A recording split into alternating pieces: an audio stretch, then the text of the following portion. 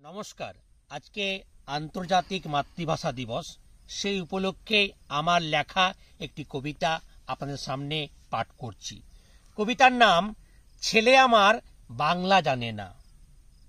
মাধ্যমিকে ইংরেজিতে letter marks, উচ্চ মাধ্যমিকে ফার্স্ট ক্লাস পাস, অনার্সে গোল্ড মেডেল, মাস্টার্সে ইউনিভার্সিটি টপ। বাংলা ভাষা দিবসের দিন শুধু দুঃখ একটাই, জানেন দাদা, আমার ছেলে বাংলাটা জানে না। চাকরি করে গুগল কোম্পানিতে, মিটিং করে ইংরেজি ল্যাঙ্গুয়েজে, বন্ধু সবাই ইংলিশে চ্যাটিং, বিয়ে করে রয়েছে লন্ডনের জামাই।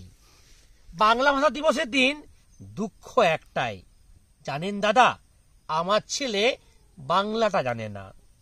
কবিতা লেখে ইংরেজি ভাষায়, গল্প পাঠ করে সমান দক্ষতায়, 10টা কাব্যগ্রন্থ সব ইংরেজি ভাষায়, পুরস্কার জুটেছে ইংরেজি চর্চায়। বাংলা ভাষা দিবসের দিন শুধু দুঃখ একটাই, জানেন দাদা, আমার ছেলে বাংলাটা জানে না।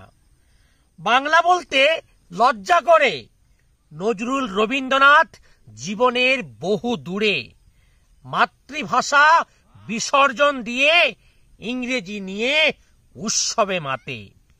বাংলা ভাষা দিবসের দিন শুধু দুঃখ একটাই, জানেন দাদা, আমার ছেলে বাংলাটা জানে না।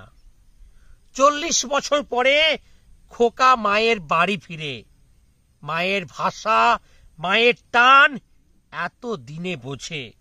বাংলা ভাষার উন্নতিতে বিদেশেতে বাংলা স্কুল গড়ে, বাংলা আমার মাতৃভাষা মুখে মুখে কয়ে।